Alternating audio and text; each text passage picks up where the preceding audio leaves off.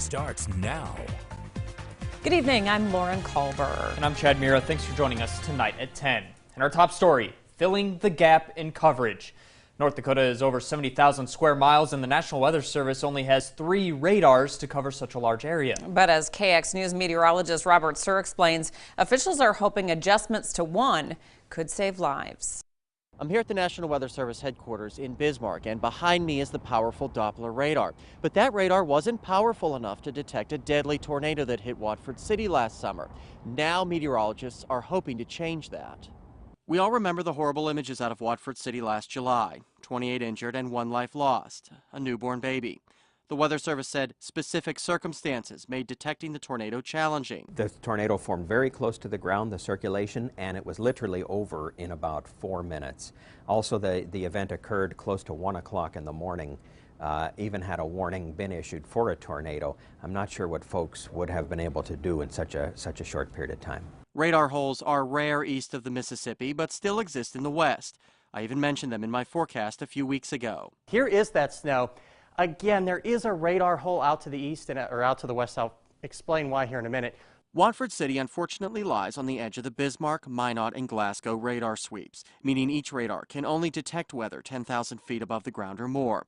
A recent report showed that lowering the radar sweep angle from 0.5 degrees above the horizon to 0.3 degrees would help, but would still present challenges. We can't go any lower than that because of the terrain west of the radar. The terrain increases as you go west of Minot, so the energy from the radar would come out and hit into the ground, and we'd see nothing beyond that. The adjustment will help, but only slightly, and it still wouldn't have detected the deadly tornado last year. The tornado, our study has shown, formed so close to the ground that lowering the radar would not have helped in that situation. So is it ever possible to get a radar to fully cover western North Dakota? A radar somewhere along the Montana border would be the ultimate solution.